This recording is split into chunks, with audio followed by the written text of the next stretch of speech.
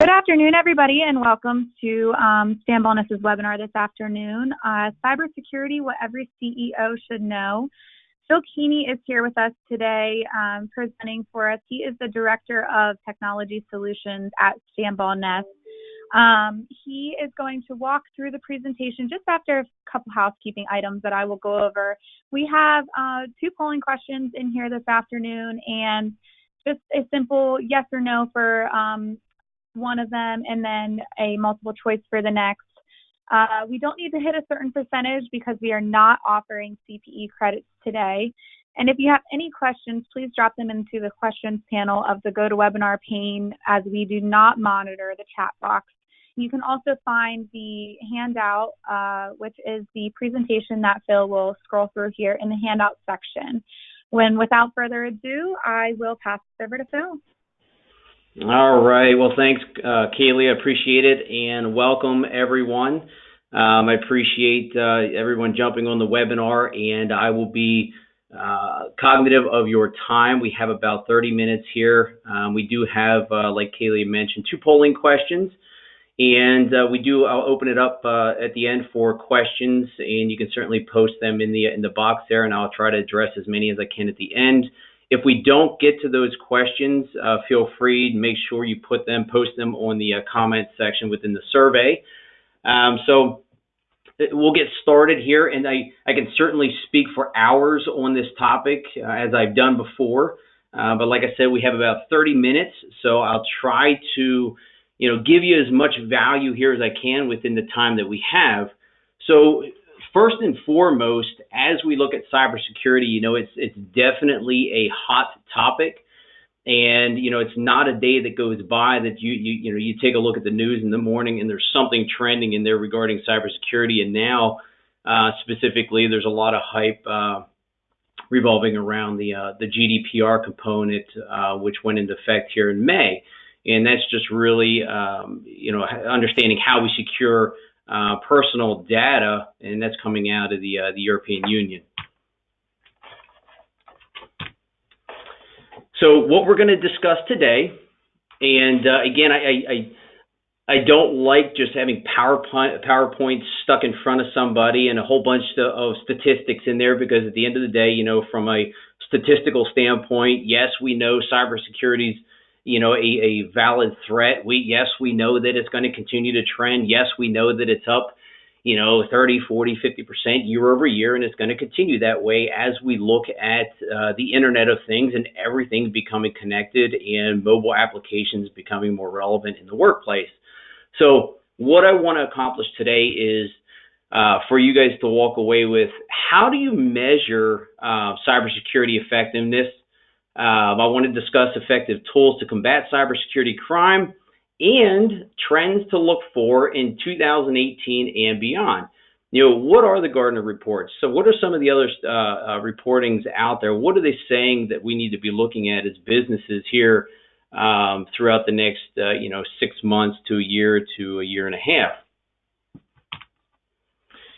And when we take a look at leaders within the organization, you have to be able to ask those questions to, I don't know how many of you have an internal tech team or an internal individual that heads up that cybersecurity space, or maybe you outsource it. But you need to be able to answer these questions, have answers to some of the questions that I have posted here. And first and foremost, if I were to come to you and ask, what is your threat profile based on your business model and the type of data that your organization holds?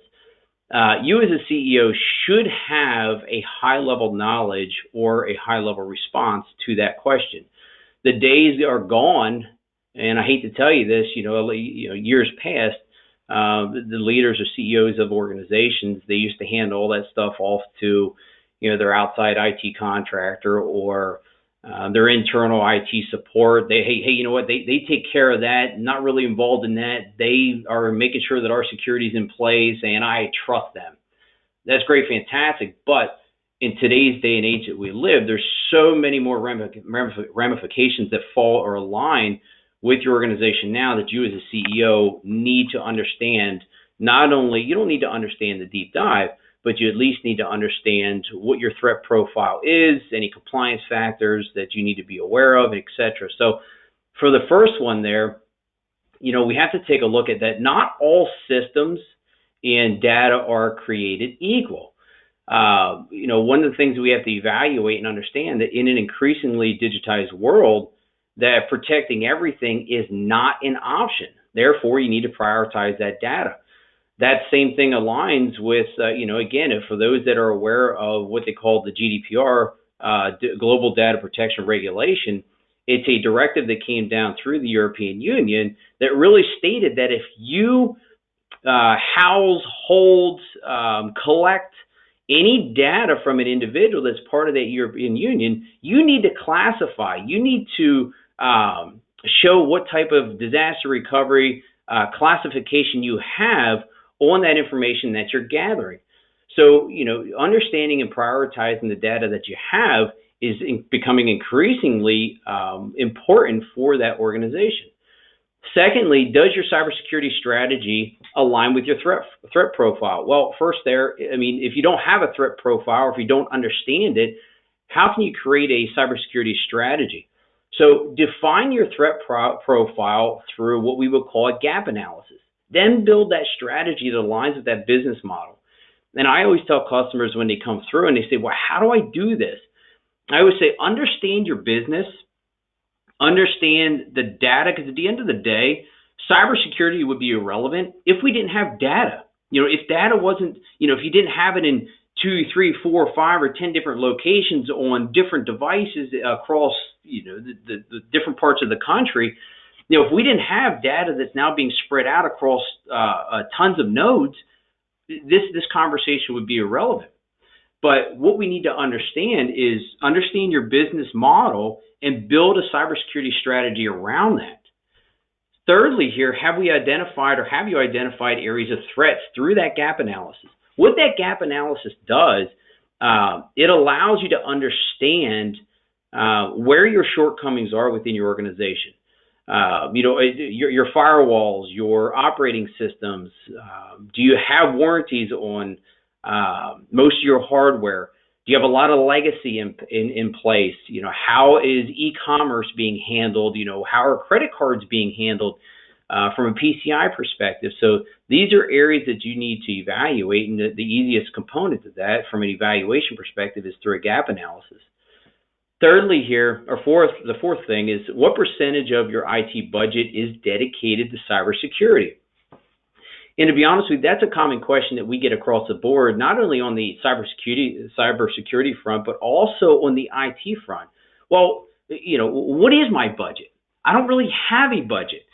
Firms that might be 10, 15 employees or 25, 30 employees, they may not necessarily have a revenue bucket that aligns with the IT side. They just may say, hey, whatever comes up, we spend, and if a server needs replaced or firewall switching, anything from an IT perspective, if that item comes up that we need to replace it, we'll just pull it out of budget. We don't really have a line item that defines what our budget looks like.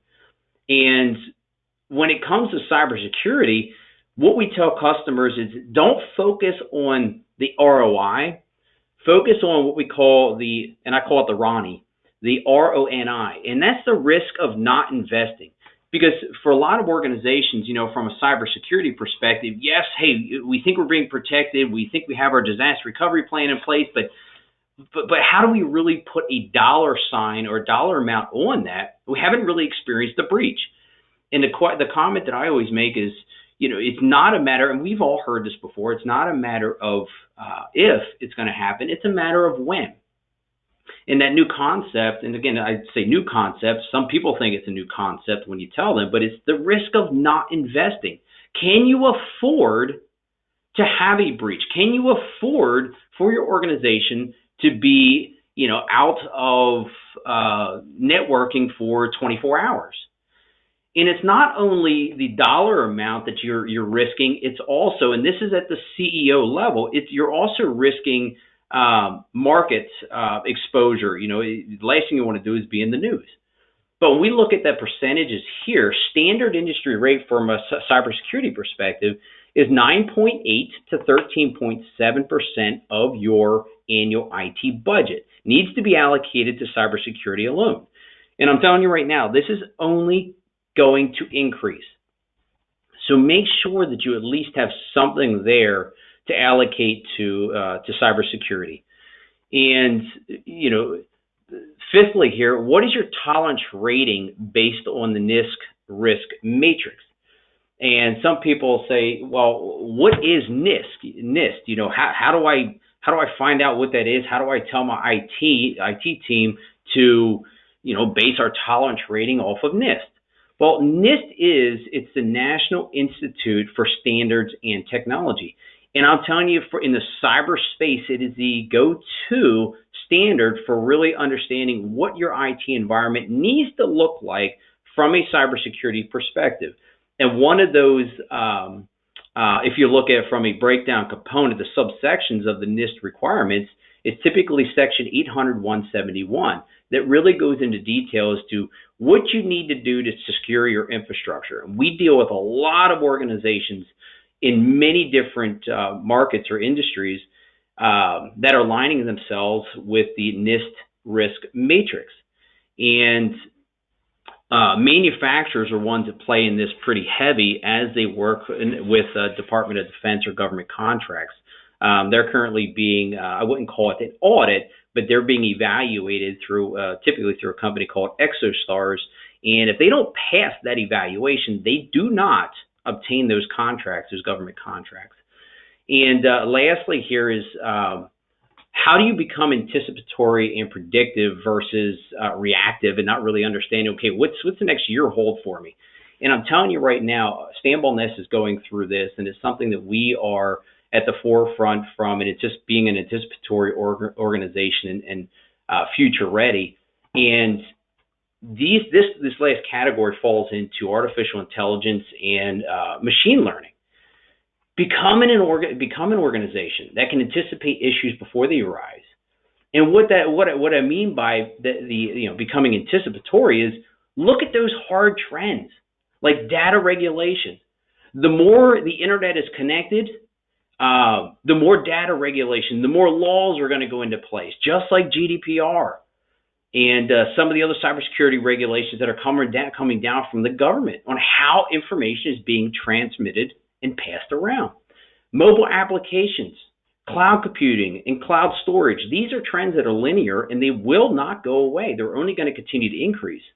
And, as they continue to increase and become more relevant in our industry, in order for your business to stay alive, you need to build a culture around those hard trends. Not the soft assumptions or the soft trends, but take a look at those hard trends as it relates to technology and cybersecurity and build that posture, build that cybersecurity strategy.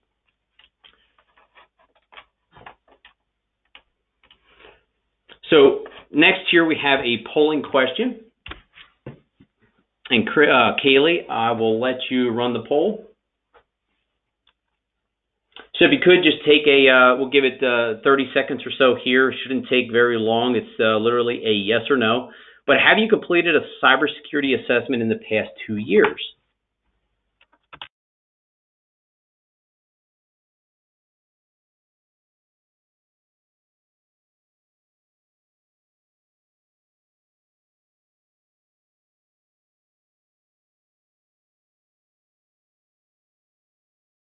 Alrighty, I'm going to go ahead and close this poll. You got 77 people, or 77% of your crowd answered that one. All right. And 46% of your crowd said yes, they have, and 54% said no. All right.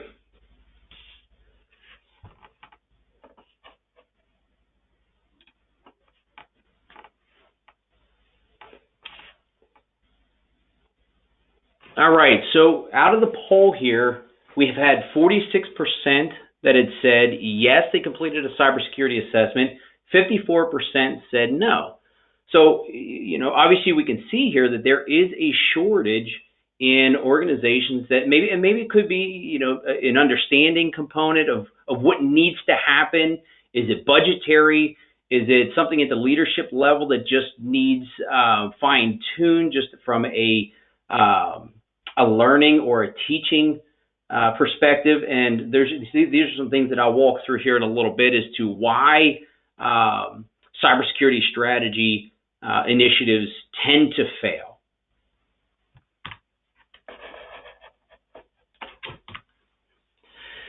Like anything else, and it's the business world that I live in here for my entire team, I like results, but I like measurable results. I want to understand if I'm going to implement a new system, cybersecurity strategy, complete a full assessment of where we're at. What does that get me? How do I measure these results? What do these results mean to me? And how do I roll them out across my organization? It's great for people to come through and say, "Whoa, hey, these things are great, fantastic, a new piece of software that you can implement to do X, Y, and Z." And of course, all the buzzwords that are out there around artificial intelligence, bots, machine learning, etc. Man, those are all great initiatives. But at the end of the day, if I'm going to spend the money, and again, it goes back to one of the comments earlier, it's that evaluation of what's my ROI, return on investment, or my Ronnie, risk of not investing.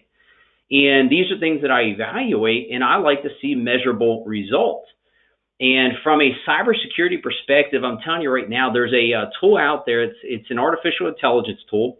And the tool that we use at Stambaugh Ness, not only internally, but for, I would say, 95% of our customers, it's a artificial intelligence, a machine learning tool that assists in enhancing that cybersecurity posture. And that tool is called Cyberhawk. And what it does is, well, let me back up a little bit. In the past, we used to perform 1 to 2 what we call vulnerability penetration tests for customers throughout the course of a year. And, those assessments might have run $3,000 to $15,000. Well, the company called Rapid Fire that we use came out with a little appliance that now sits within the network, and it constantly scans. It detects threats or anomalies. And through machine learning and through certain rules that you can set up, or that your tech team can set up, it starts to see and find any anomalies that come through, and it blacklists or whitelists them. And what that does, it allows you to become a little bit more predictive in your environment to say, you know what, now we're preventing things before they even happen. So now we're in that proactive state or predictive state versus that reactive state. Second here, having vulnerability and penetration tests. These tests allow you to be able to measure what's your risk vulnerability, what is your threat posture, what is your vulnerability level. And when you have those vulnerability or penetration tests completed, it gives you a full breakdown exactly where you're falling short within your organization. Where are your vulnerabilities? Are your vulnerabilities internal, or are your vulnerabilities external? Do you have open ports that are sitting out there? And I always equate it to a house with gates, doors, and windows. And many of you may have heard this same analogy in the past. The more windows and doors and gates that you have open in your house, that just allows you to be a little bit more susceptible for an individual, a burglar, to come through and break into your home. Same concept applies when you look at networking or cybersecurity strategy. Close off as many of those as you can to prevent somebody from the outside coming in and putting malicious code within your environment and wreaking havoc. Third here, and I mentioned it earlier, is having a NIST gap analysis. This is a measurable deliverable that you can take back and say, hey, here's what we have been presented, and it gives us a full breakdown as to where our vulnerabilities are. And it even lists what we need to do to fix those vulnerabilities. And I'm telling you, we have had, probably in the past 21 months or so, we have done quite a few what we call vulnerability penetration or gap analysis testing year over year. And the feedback has been fantastic. And really where this is coming from is the CEO or the leadership, or even coming from the board of directors. They're saying, hey, all this stuff that's going on in the news, yeah, if we get locked out of systems, if we're down 12 hours or 24 hours, okay, we may be able to bite that bullet financially. But what's going to happen in the market if customers find out that we've had a breach, and it's not only our information that was breached, it was their information as well? You think they're going to want to do business with you? Absolutely not.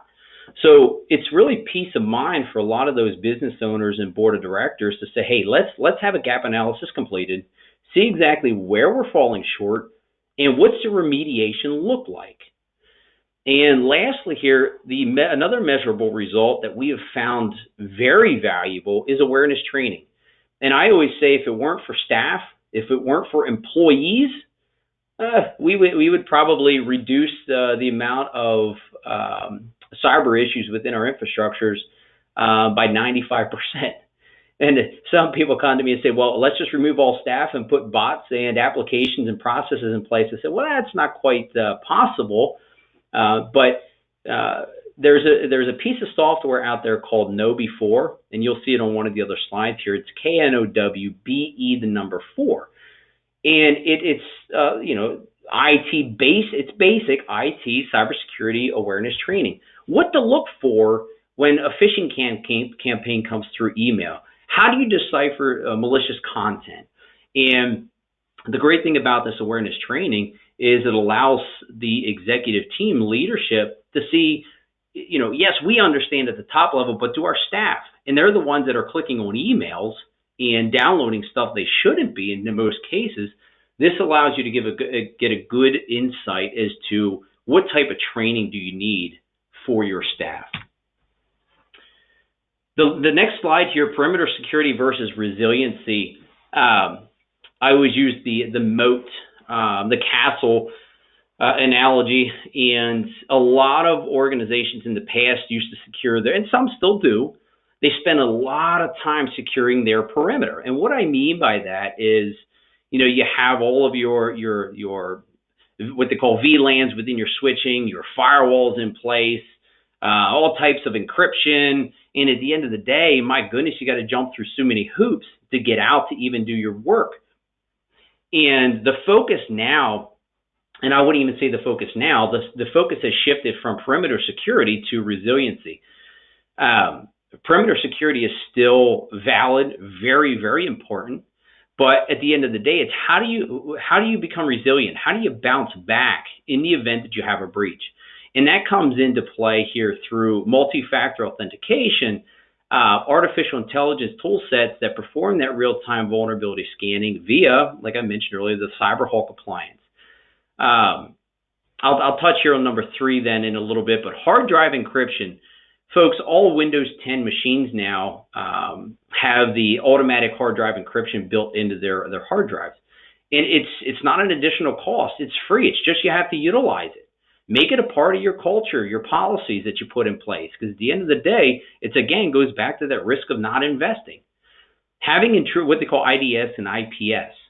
These are intrusion detection and intrusion prevention. And again, there's that prevention component. Detect and prevent before it becomes an issue. And these are new concepts that are built into the newer firewalls. Detect issues before they become an issue. And lastly here, it's that awareness training that I mentioned.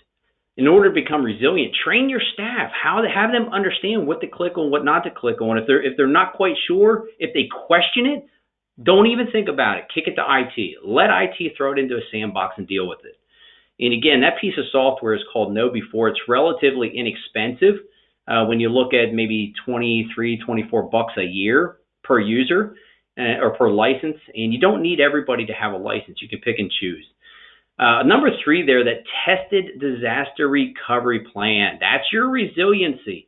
Make sure, you have a disaster recovery plan in place, but make sure it's tested. I don't know how many organizations I go into, and that question that I might ask them is, okay, you have a disaster recovery plan in place. What's your downtime and uptime look like? Well, I'm not really sure. We've never tested it. Well, what good's a disaster recovery plan if it's not been tested? and make sure as part of that disaster recovery plan, it's solid virtual backups. It's backing up the entire infrastructure. Next polling question. So go ahead, Kaylee. We'll open that up and give about 30 seconds or so.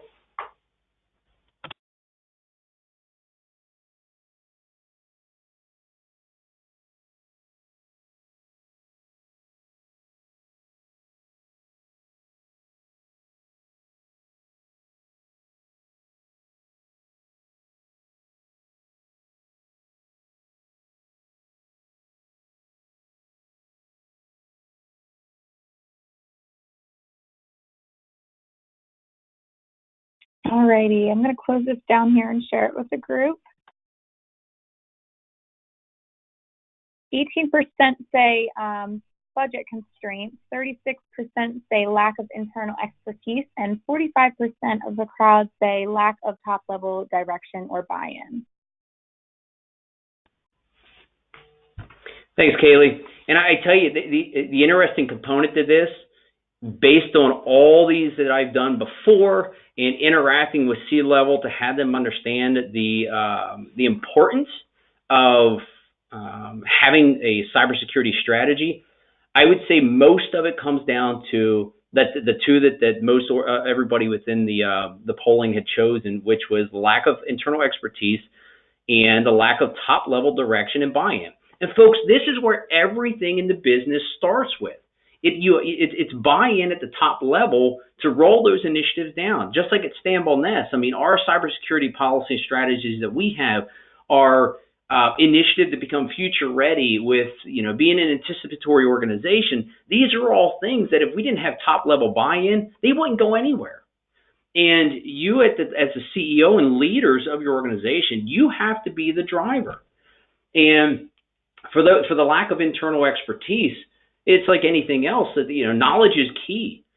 Seek out somebody or, connect with a group that can help guide you through these things. Because I'm telling you right now, from a cybersecurity perspective, if you knew what I know, and even, sitting in FBI espionage events, it's a little concerning out there, especially when you start looking at social media, Facebook, Twitter, Snapchat, and some of those other things that cross over into the business world and the impact that they may have.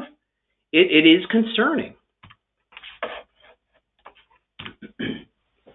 And lastly here, we take a look at what's trending for 2018 and beyond.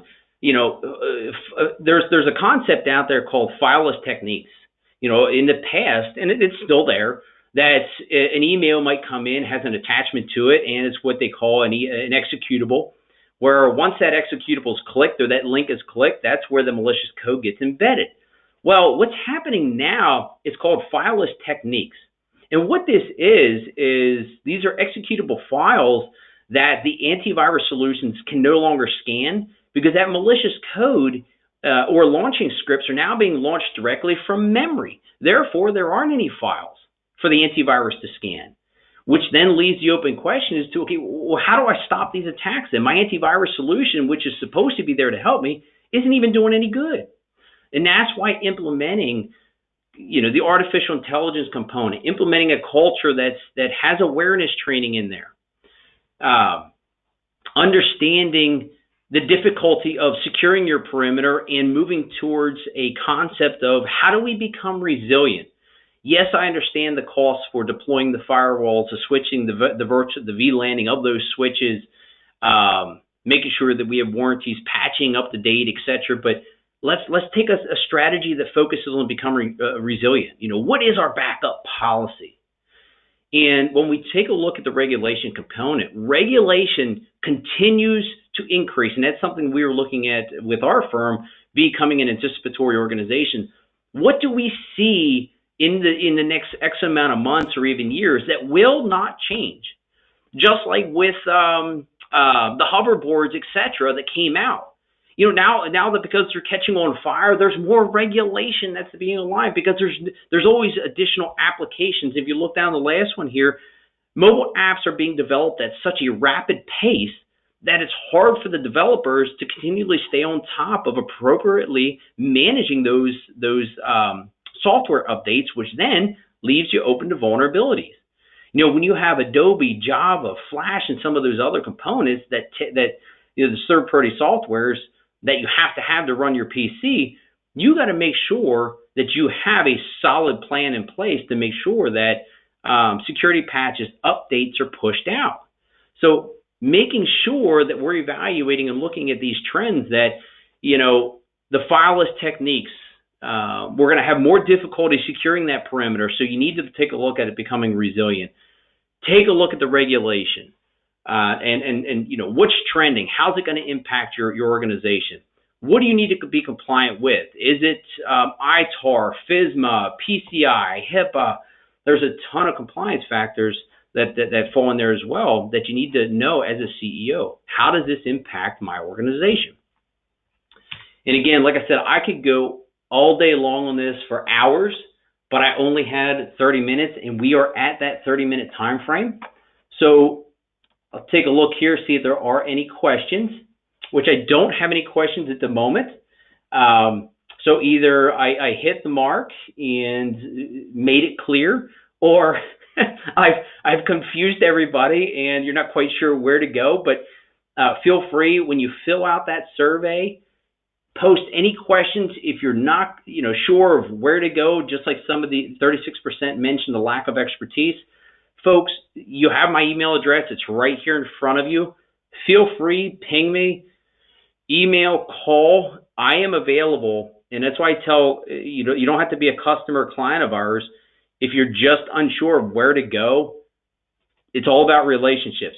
How I can help you, or how can I help you understand and navigate the technology world and cybersecurity, because you're good at what you do, and I would come to you for advice in those areas, vice versa on my end. I love what I do. I love helping individuals understand the ins and outs and how to navigate it. So without anything else here, no additional questions. Thank you very much for your time. And hopefully we'll chat in the near future.